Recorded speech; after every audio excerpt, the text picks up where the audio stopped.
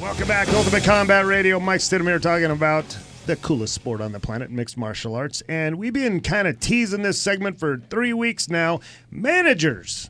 Who needs them? And this segment really is set up for you, the fighter. Do you need a manager? And my opinion is no, you do not, especially if they are also a promoter. And that is, I have no agenda here. I have no dog in this hunt. I just look at things as, when we start talking about managers, the biggest thing I hear all the time, the first thing out of their mouths is, we are here to look out for the best interest of the fighters. Well, what does that mean? What is a grown man incapable of doing for himself that a manager needs to do for him? And our managers babysitters? What do they do exactly?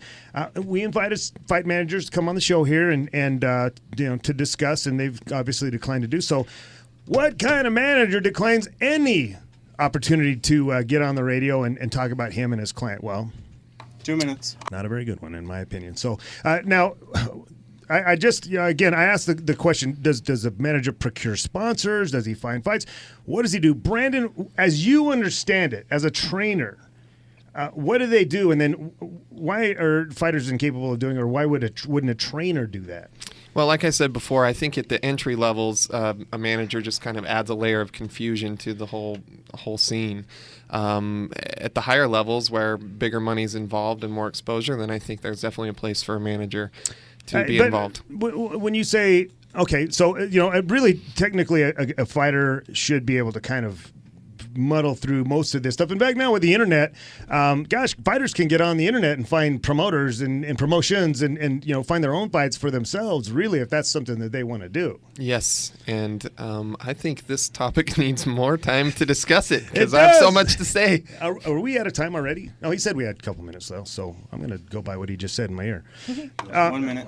All right, so now the next thing I want to talk about is managers as promoters. When I think of managers, I kind of think of a guy like Kensei Sato. I think he's the kind of kid that maybe he does need a manager in the sense that he's a guy, he'll tell you, yeah, I'll fight that guy, I'll fight him on that date, but he has a hard time maybe asking for the money that he might be deserved. And so the problem here is the manager is also the guy that's promoting the events that he's doing, and so there's a conflict there.